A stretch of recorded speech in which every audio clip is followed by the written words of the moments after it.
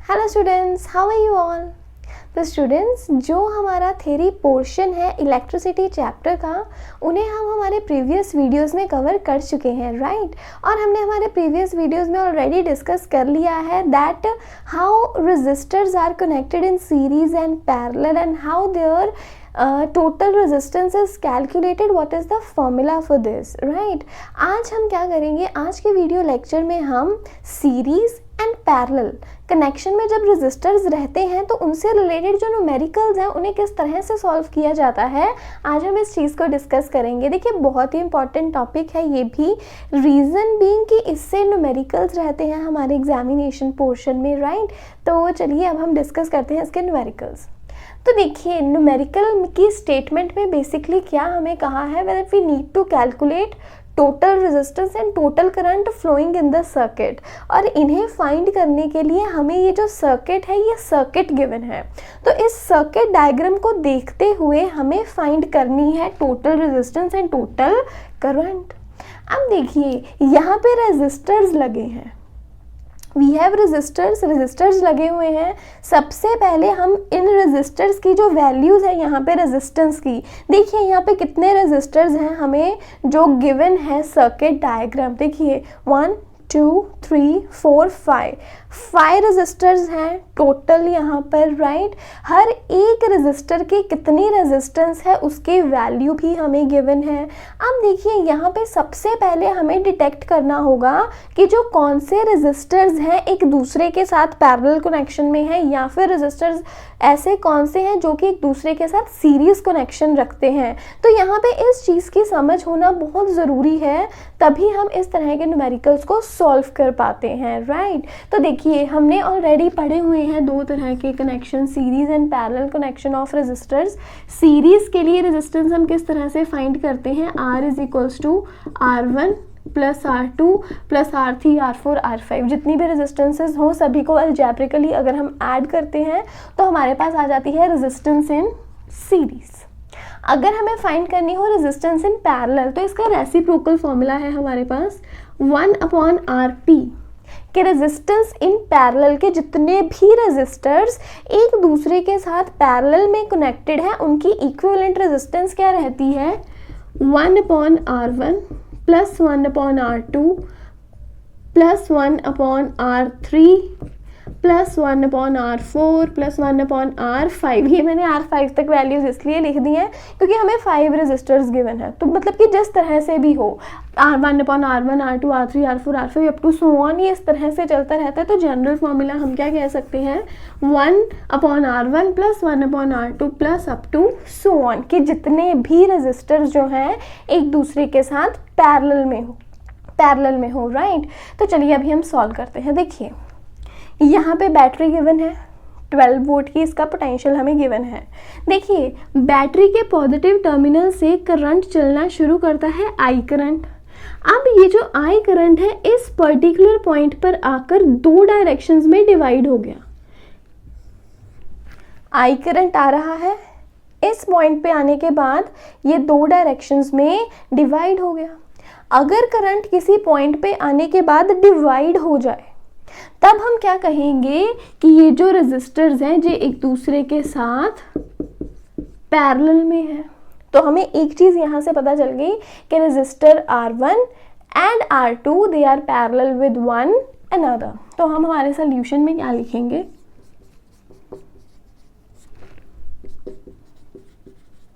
From the given circuit, कि given circuit से हमें पता चलता है R1 and R2 are in parallel, कि R1 और R2 एक दूसरे के साथ पैरेलल में है क्योंकि इस पर्टिकुलर पॉइंट पे आने के बाद जो करंट है वो डिवाइड हो जाता है।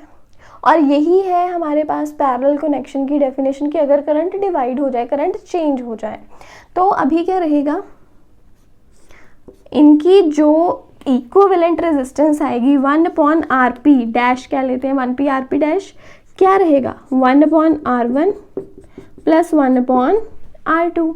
R1 की वैल्यू कितनी है 10 और R2 की वैल्यू कितनी है 40। तो हमारे पास यहाँ LCM कितना आ जाएगा 40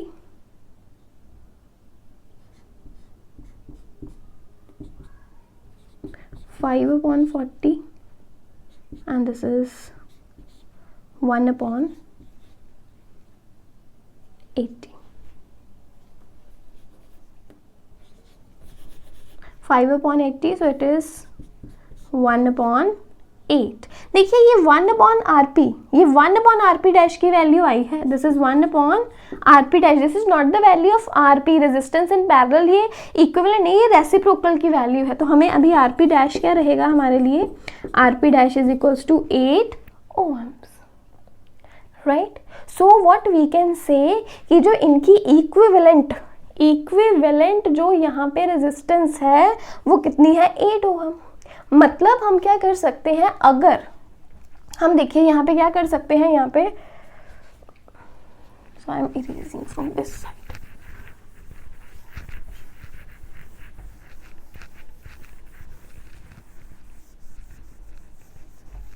देखिए समझने के लिए आपके लिए मैं बता रही हूँ. देखिए यहाँ बैटरी लगी हुई है, राइट, 12 वोल्ट की, ठीक है. अब देखिए R1 एंड R2 की इक्विवेलेंट रेजिस्टेंस कितनी है? 8 ohm. तो अगर हम इन दोनों रेजिस्टेंसेस को हटाकर इनकी जगह एक इक्विवेलेंट रेजिस्टेंस लगा दें 8 ohm के, तो वही मतलब रहेगा, राइट. आगे बढ़ते जा रहे हैं, एमीटर आ गया, करंट फर्दर आगे बढ़ता जा रहा है, राइट. अब देखिए आई करंट चला था, यहाँ से डिवाइड हुआ, वापस से मिला और बाहर कितना निकला? I current, right. तो आई करंट फर्दर चलता जा रहा है एमीटर के थ्रू. अब आई करंट इस पर्टिकुलर पॉइंट पे आके फिर से 3 डायरेक्शंस में डिवाइड हो गया. पहले आई करंट 2 डायरेक्शंस में डिवाइड हो रहा था, अब आगे चलते हुए यही आई करंट 3 डायरेक्शंस में डिवाइड हो रहा है. तो हम क्या कह सकते हैं? R3, R4 एंड R5 ये भी क्या है? एक दूसरे के साथ पैरेलल में. So what else we can say? Also R3, R4 and R5 are in parallel. ये भी पैरेलल में है. तो क्या रहेगा? 1/RP डबल डैश कि जो इनकी, देखिए मैंने डैश और डबल डैश सिर्फ इसलिए लगाया है कि यहाँ पे रेजिस्टर्स कुछ और हैं, यहाँ पे कुछ और हैं, तो सिर्फ एक दूसरे से इनकी वैल्यू को अलग शो करने के लिए. सो इनकी इक्विवेलेंट रेजिस्टेंस कितनी रहेगी? 1/30 प्लस 1/20 प्लस 1/60. अगेन एलसीएम लेंगे.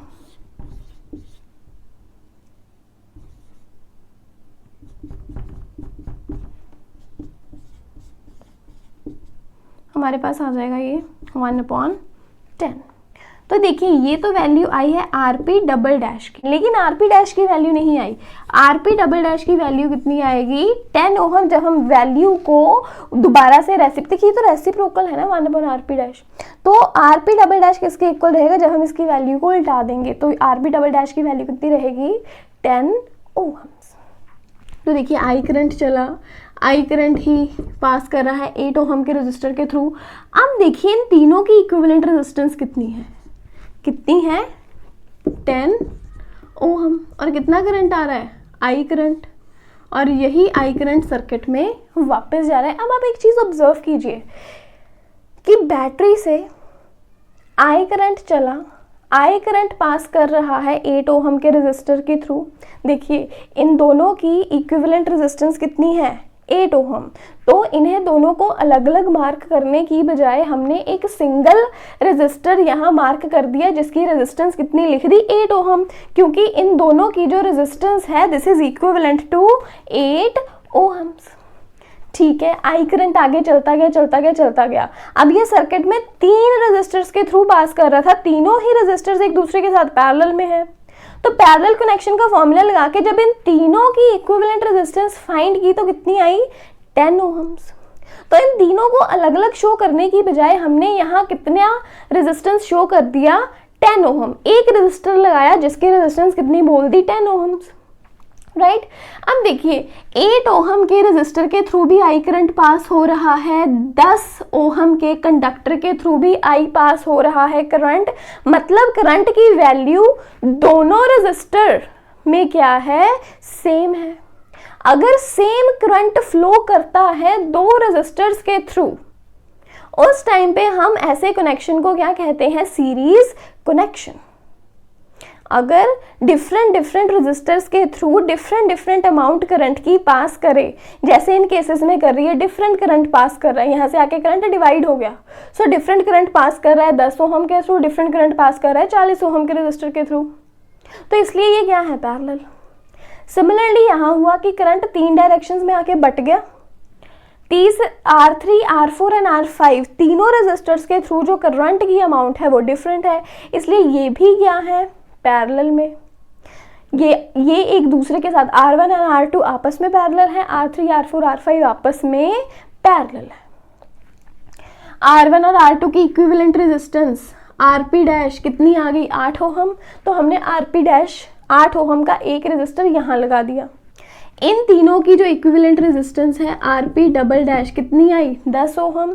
10 ओम का एक रेजिस्टर हमने यहाँ मार्क कर दिया कि 3 लगाने की बजाय हमने एक शो कर दिया। अब हमें यहाँ से पता चल रहा है कि Rp dash and Rp double dash ये दोनों ही जो रेजिस्टर्स हैं इनके थ्रू एक जैसा करंट फ्लो कर रहा है I।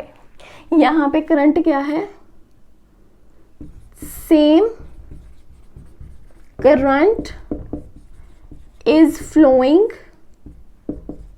through Rp dash and Rp double dash. Same current flow कर रहा है Rp dash and Rp double dash से, तो हम क्या कह सकते हैं, Rp dash and Rp double dash are in series, ये एक दूसरे के साथ सीरीज में है। तो टोटल रेजिस्टेंस कितनी हो गई, अब इनकी टोटल रेजिस्टेंस कितनी रहेगी, Rp डैश की रेजिस्टेंस कितनी है, क्योंकि सीरीज में है हम इन्हें अलजेब्रिकली ऐड कर देंगे। हम कहते हैं ना रेजिस्टेंस इन सीरीज क्या रहती है, R1 प्लस R2 के जो भी रेजिस्टेंसेज हैं उन्हें आप अलजेब्रिकली ऐड कर दें, तो हम क्या लिखेंगे, Rp dash plus Rp double dash that is 8 ohm plus 10 ओम, तो इक्विवेलेंट क्या आ गया, 18 ओम्स। और यही चीज बोलनी है कि बताइए टोटल रेजिस्टेंस कितनी है, total resistance total resistance is 18 ohms. तो यहाँ हमारा सॉल्व होता है फर्स्ट पार्ट। अब नेक्स्ट देखिए, नेक्स्ट इन्होंने कहा है फाइंड द और calculate the total current flowing in the circuit, कि सर्किट में टोटल करंट कितना है। देखिए अकॉर्डिंग टू ओहम्स लॉ क्या कहता है, V is equals to I R, तो I किसके इक्वल हो जाएगा, V अपॉन आर के। V की वैल्यू पोटेंशियल हमें गिवन है 12 वोल्ट, रेजिस्टेंस हमने फाइंड कर ली, टोटल रेजिस्टेंस कितनी है सर्किट की, दैट इज 18 ओहम्स। यही कहना है total current flowing in the circuit, कि सर्किट का टोटल पोटेंशियल कितना है प्लस सर्किट की टोटल रेजिस्टेंस कितनी है, 12 वोल्ट्स अपॉन 18 ओहम्स। क्या हमारे पास रिजल्ट आएगा,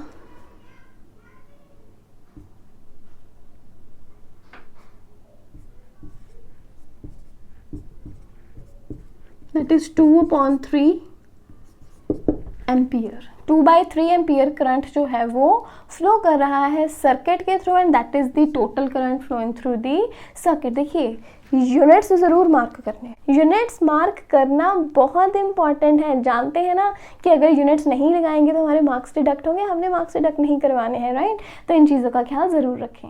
तो देखिए अभी सेकेंड स्टेटमेंट में हमारे पास calculate the total resistance offered by the combination if current enters at point P and leaves from point Q।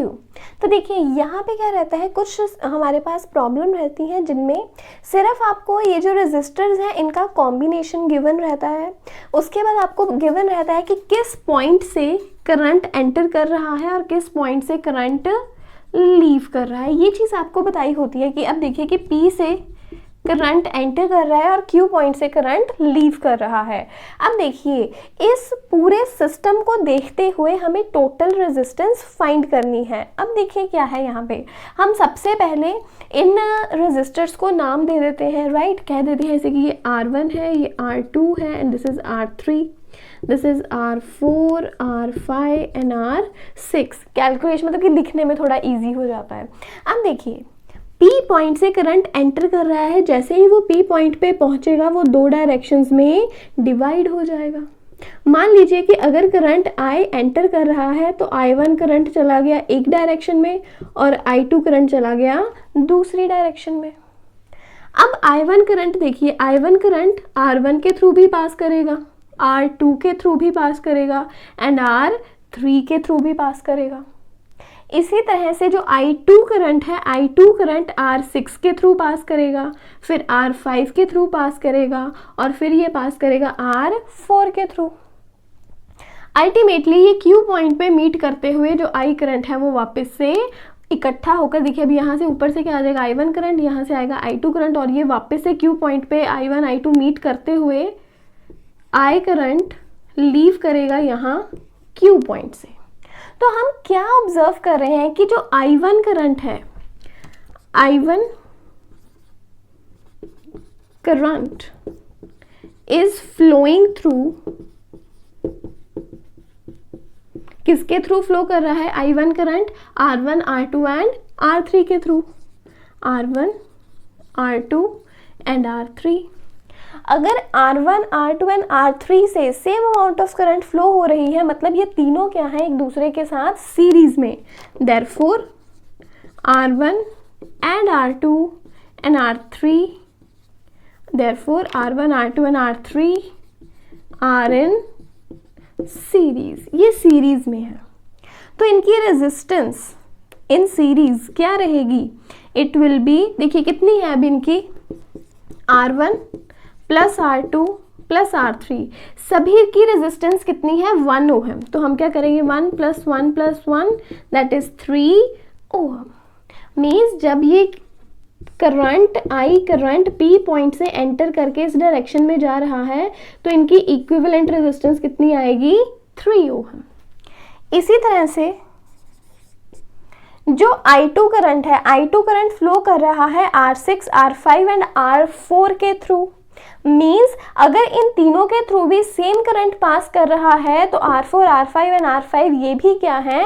Series में। Similarly R4, R5 and R6 are in series, ये भी series में है because same current I2 is flowing through them। इनके through same current flow कर रहा है तो इनकी भी रेजिस्टेंस क्या रहेगी? R4 plus R5 plus R6, 1 plus 1 plus 1 that is 3 ohm. तो मतलब P से जब एक डायरेक्शन में चला गया करंट तो इन तीनों की भी इक्विवेलेंट रेजिस्टेंस कितनी है? 3 ओहम। सिमिलरली इन तीनों की इक्विवेलेंट रेजिस्टेंस कितनी है? 3 ओहम। अब ये पॉइंट Q पर आकर मिलेंगे और करंट लीव करेगा। अब देखिए इस रेजिस्टर के थ्रू कुछ और करंट फ्लो कर रहा है RS डैश के through and RS double dash के थ्रू भी different amount of current flow कर रहा है। Means R dash, RS dash and RS double dash ये एक दूसरे के पैरेलल हैं। R1, R2, R3 सीरीज में है, R4, R5, R6 ये भी सीरीज में है, लेकिन जो इनकी इक्विवेलेंट रेजिस्टेंसेस हैं, इक्विवेलेंट रेजिस्टेंसेस एक दूसरे के पैरेलल में हैं क्योंकि इनके through different amount of current flow कर रहा है। अब हम क्या लिखेंगे? But RS dash and RS double dash are in parallel, ये तो पैरेलल में है। सो दिस इम्प्लाइज इनकी resistance 1 upon RP, resistance in parallel क्या रहेगी? 1 upon RS dash plus 1 upon RS double dash. 1/3 plus 1/3, ये क्या आ जाएगा हमारे पास 2/3, ये 1/RP की वैल्यू आई है। तो RP क्या रहेगा, RP क्या रहेगा 3/2। हम वैल्यू को उल्टा देंगे ना, ये तो वैल्यू 1/RP की है, RP की वैल्यू क्या रहेगी 3/2, दैट इज 1.5 ओहम। तो मीन्स इन ये पूरे कॉम्बिनेशन से हमें क्या रेजिस्टेंस ऑफर होगी 1.5 ओहम, क्योंकि ये तीनों सीरीज में है, ये तीनों भी सीरीज में है, जबकि इन दोनों की जो इक्विवेलेंट रेजिस्टेंसेज हैं वो एक दूसरे के पैरेलल में। सो देखिए इस तरह के न्यूमेरिकल्स बहुत इंपॉर्टेंट है। यहाँ पे आपको क्या चीज़ याद रखनी है कि अगर किसी पॉइंट पे मान लीजिए कि जिस तरह से करंट आ रहा है आई करंट, अगर किसी पर्टिकुलर पॉइंट से अगर तो करंट डिवाइड हो जाए, करंट 2, 3, 4 डायरेक्शंस में बंट जाए, अगर तो करंट बट रहा है तो वो जो सिस्टम है वो क्या रहेगा पैरेलल में, राइट। अगर सेम करंट डिफरेंट रेजिस्टर्स के थ्रू फ्लो कर रहा है, सेम करंट आई फ्लो करता जा रहा है, उस टाइम पे हम ऐसे सिस्टम को क्या कहेंगे सीरीज कॉम्बिनेशन, राइट। इस चीज को आपको याद रखना है। अगर तो करंट बंट रहा है किसी पॉइंट पे आके डिफरेंट डायरेक्शंस में बंट जाए, जैसे यहाँ पे है कि पी पॉइंट से जो करंट है वो डिवाइड हो गया 2 डायरेक्शंस में, तो इसलिए ऑटोमेटिकली ये जो 2 हिस्से हैं ये एक दूसरे के साथ पैरेलल में हो गए। अब जिनके थ्रू जो करंट है वो सेम रहने वाला है, जहाँ से करंट सेम रह रहा है, वो जो हमारे पास रेजिस्टर्स रहेंगे वो एक दूसरे के साथ सीरीज में रहेंगे। बस यही पॉइंट आपको याद रखना है, राइट। तो आप ज़्यादा से ज़्यादा प्रैक्टिस कीजिए ऐसे न्यूमेरिकल्स को, एंड करते करते एंड डेफिनेटली आप इनमें परफेक्ट हो जाएंगे और कभी भी मिस्टेक नहीं करेंगे।